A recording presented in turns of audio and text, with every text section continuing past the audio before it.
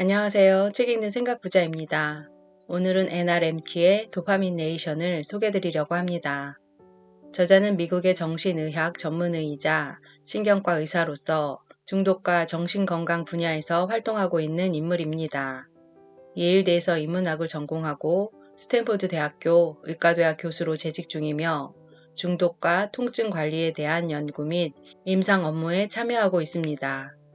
저자는 쾌락과 고통 사이를 저울에 비유하며 현 시대의 수많은 행복과 불행 사이에서 균형점을 찾아야 한다고 이야기합니다. 쾌락 가행 시대에서 무한한 즐거움의 추구로부터 한 발 물러나 자기 절제를 시작으로 평범해 보이고 무의미하게 보이는 현실, 즉 지금 있는 그 자리에서 기꺼이 앞으로 나아가야 한다고 이야기합니다. 세상으로부터 뒷걸음질 치고 도망치는 대신 세상 속으로 뛰어들어 온전히 마주하길 바라는 저자의 조언 속으로 들어가 보겠습니다. 탐닉의 시대에서 살아가기. 이 책은 쾌락을 다룹니다. 동시에 고통도 다룹니다. 무엇보다 쾌락과 고통의 관계, 그리고 그 관계가 현대를 살아가는 우리 삶에 미치는 영향을 탐구합니다. 쾌락과 고통의 관계가 왜 중요할까요? 우리가 세상을 결핍의 공간에서 풍요가 넘치는 공간으로 바꿨기 때문입니다. 중독성 물질, 음식, 뉴스, 도박, 쇼핑, 게임, 채팅, 음란 문자, 페이스북, 인스타그램, 유튜브, 트위터. 오늘날 큰 보상을 약속하는 자극들은 양, 종류, 효능 등 모든 측면에서 과거와 비교할 수 없을 만큼 증가했습니다. 디지털 세상의 등장은 이런 자극들에 날개를 달아주었습니다.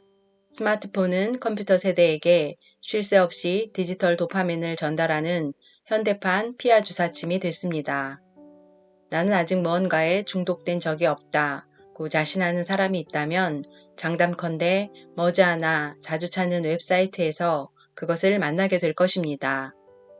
과학자들은 중독 가능성을 측정하는 보편적인 척도로서 도파민을 활용합니다.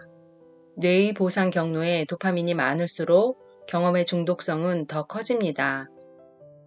도파민의 발견과 더불어 지난 한 세기 동안 신경과학 분야에서 손꼽히는 획기적인 발견 중 하나는 뇌가 쾌락과 고통을 같은 곳에서 처리한다는 사실입니다. 쾌락과 고통은 저울 양끝에 놓인 추와 같습니다. 초콜릿을 한 조각 먹으면 다음 조각이 또 먹고 싶어지고 괜찮은 책, 영화 또는 비디오 게임이 영원히 지속되길 바라는 순간을 경험한 적이 있을 것입니다. 그런 순간에 지속적으로 노출되면 우리 뇌의 균형은 일반적인 상식과 달리 쾌락이 아니라 고통 쪽으로 기울어집니다. 이 책은 뇌가 쾌락과 고통을 어떻게 이해하고 처리하는지를 신경과학과 뇌과학을 기반으로 설명합니다. 나와 함께 이 여정을 따라가 보면 쾌락과 고통 사이에서 더 좋은, 더 건강한 균형점을 발견할 수 있을 것입니다. 쾌락과 고통의 이중주. 행복에 중독된 사람들. 고통은 나쁜 것일까?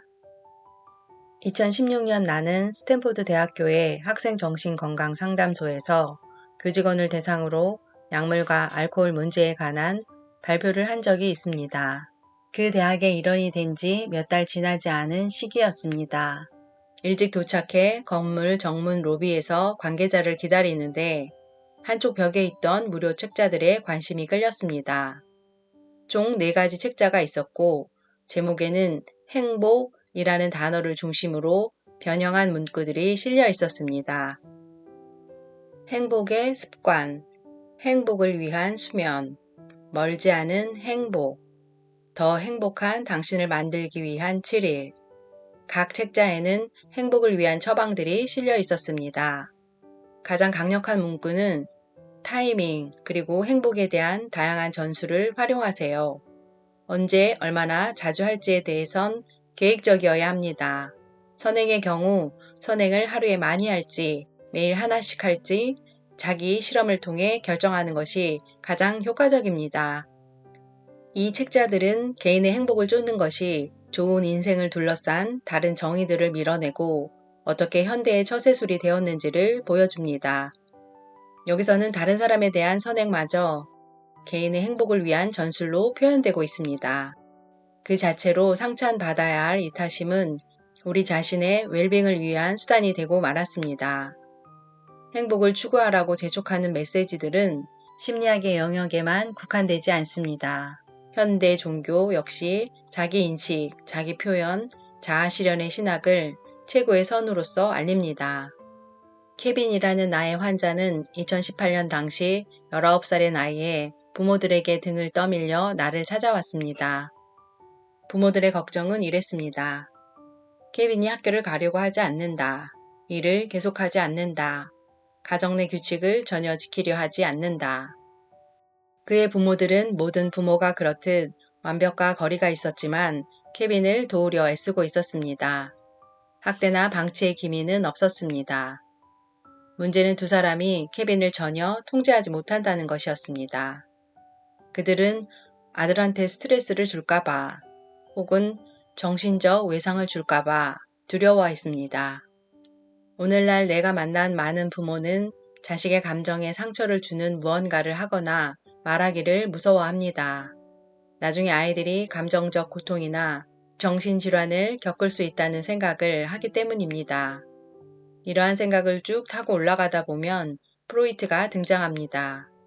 유아기의 경험이 오랫동안 잊히거나 의식적인 자각에서 벗어나 있다고 해도 평생 심리적 악영향을 초래할 수 있다는 프로이트의 설명은 정신분석에 획기적인 기여를 했습니다. 하지만 불행히도 유아기의 트라우마가 성인의 정신병리에 영향을 미칠 수 있다는 프로이트의 통찰은 모든 도전적인 경험이 우리를 심리치료용 소파로 데려갈 수 있다는 확신으로 변질됐습니다. 아이들을 부정적인 심리적 경험으로부터 보호하려는 노력은 가정뿐 아니라 학교에서도 나타납니다. 누군가를 괴롭히는 친구가 있으면 솔선수범해서 막는 대신 어른들에게 알리고 그런 친구들을 피하라고 가르칩니다. 양육과 교육 과정에서 발달 심리학과 공감이 강조되는 것은 긍정적인 변화입니다. 우리는 모든 사람의 가치를 성취도와 별개로 인정하고 학교 운동장을 비롯한 모든 곳에서 신체적, 정신적, 야만 행위를 삼가며 사고하고 배우며 논의할 수 있는 안전한 영역을 만들어야 합니다.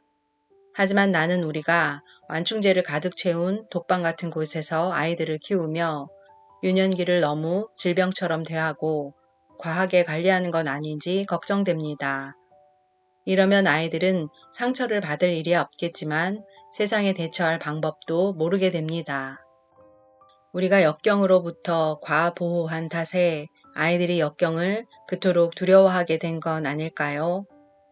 우리가 아이들을 거짓으로 칭찬하고 현실을 감추는 방식으로 아이들의 자존감을 높인 탓에 아이들이 참을성이 떨어지고 권리만 더 내세우며 자신의 성격적 결함에 무지하게 된 건 아닐까요? 우리가 아이들이 원하는 걸 다 들어준 탓에 새로운 쾌락주의 시대를 조장하게 된 건 아닐까요? 케빈은 우리가 모인 자리에서 자신의 인생 철학을 밝혔습니다. 그때 난 확실히 충격을 받았습니다. 저는 언제든 뭐든 원하는 대로 해요. 침대에 계속 있고 싶으면 침대에 계속 있고요. 비디오 게임을 하고 싶으면 비디오 게임을 하고요. 코카인 좀 들이키고 싶으면 딜러한테 문자를 해서 그가 코카인을 놓고 가거든 그걸 들이키죠. 섹스를 하고 싶으면 온라인에서 누군가를 찾아내서 만난 다음 섹스를 해요. 그게 너한텐 어땠어, 케빈? 내가 물었습니다. 별로였어요. 그는 바로 부끄러워하는 듯 했습니다. 개인적으로 지난 30년 동안 케빈 같은 환자의 수는 갈수록 늘고 있습니다. 든든한 가족, 질 높은 교육, 재정적 안정성, 양호한 건강 등 인생의 모든 혜택을 누리면서도 과도한 불안감, 우울감, 신체적 고통을 스스로 키우는 듯한 이들 말입니다. 그들은 자신의 잠재력을 발휘하지 못하는 것은 고사하고 아침에 침대에서도 겨우 빠져나옵니다. 고통이 사라지면 행복이 찾아올까? 우리가 고통 없는 세상을 추구함에 따라 의료 행위 또한 바뀌었습니다.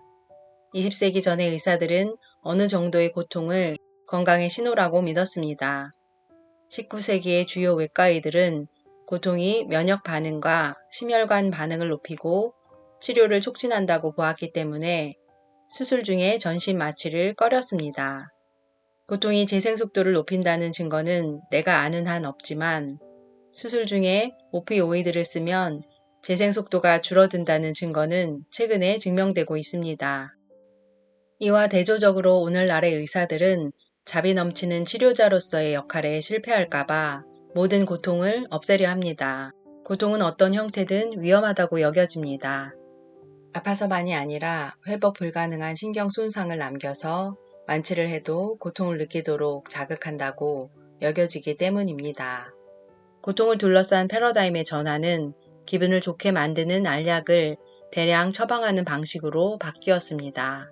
오늘날 미국 성인 25% 이상, 미국 어린이 5% 이상이 매일 정신치료제를 먹습니다. 팩실, 프로작, 셀렉사 같은 항우울제 사용률은 미국을 선두로 세계 각지에서 높아지고 있습니다. 미국인 10% 이상이 항우울제를 복용하고 아이슬란드 10.6%, 호주 8.9%, 캐나다 8.5%, 스웨덴 7.9%가 그 뒤를 잇고 있습니다. 25개국 중에 한국의 수치가 1.3%로 가장 낮습니다. 고통에서 벗어나려는 시도는 약물 중독 같은 극단적인 사례만 있지 않습니다. 현대인은 사소한 불편조차 견딜 수 없게 되었습니다. 우리는 순간의 고통, 현재의 지루함에서 벗어나기 위해 그저 놀기 위해 애쓰고 있습니다. 우리는 모두 고통으로부터 도망치려 합니다. 어떤 사람은 약물을 복용하고 어떤 사람은 방에 숨어서 넷플릭스를 몰아봅니다. 또 어떤 사람은 밤새 로맨스 소설을 읽습니다. 우리는 자신으로부터 관심을 돌리기 위해 거의 뭐든지 하려 듭니다. 하지만 자신을 고통으로부터 보호하려는 이 모든 회피 시도는 고통을 더 악화시킬 뿐입니다. 세계 행복 보고서는 156개 국가를 대상으로 각국의 시민들이 자신을 얼마나 행복하다고 느끼는지를 따져서 국가 순위를 매깁니다. 미 보고서에 따르면 미국에 사는 사람들은 2008년보다 2018년에 덜 행복했습니다. 부, 사회적 지원, 기대 수명의 정도가 비슷한 다른 나라들도 자기 보고식 행복 점수에서 비슷한 하락세를 보였습니다. 왜 우리는 전에 없던 자유를 누리고 기술적 진보, 의학적 진보와 함께 살아가면서 과거보다 불행하고 고통스러워 할까요? 결론부터 말하자면 우리가 모두 너무나 비참한 이유는 비참함을 피하려고 너무 열심히 노력하기 때문입니다.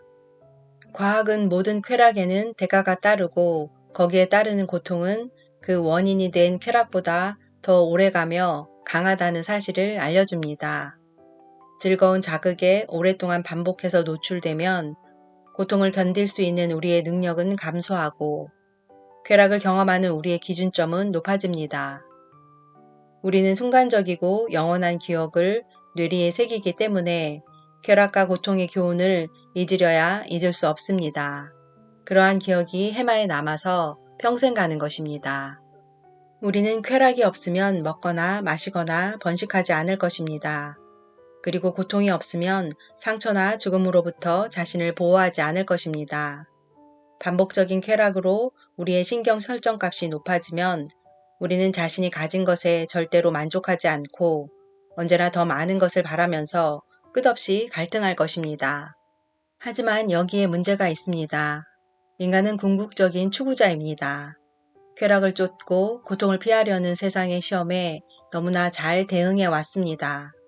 그 결과 우리는 이 세상을 결핍의 공간에서 지나치게 풍족한 공간으로 바꿔놓았습니다. 그러나 우리의 뇌는 이 풍요로운 세상에 맞게 진화하지 않았습니다. 만성적인 좌식 식사 환경에서의 당뇨병을 연구한 톰 피누케인 박사는 이를 두고 인간은 열대우림의 선인장입니다. 라고 말했습니다. 건조기후에 살아가는 선인장이 열대우림에 던져진 것처럼 우리는 과도한 도파민에 둘러싸인 환경에 살고 있습니다. 결과적으로 지금의 우리는 더 많은 보상을 얻어야 쾌감을 느끼고 상처가 덜 하더라도 고통을 느낍니다. 이러한 기준 변화는 개인 수준뿐 아니라 국가 수준에서도 일어나고 있습니다. 이는 다음과 같은 질문을 이끌어냅니다. 우리가 이 새로운 생태계에서 잘 지내는 방법은 무엇일까요? 우리의 자녀들을 어떻게 키워야 할까요? 우리는 21세기 인간으로서 어떠한 사고와 행동 방식을 가져야 할까요?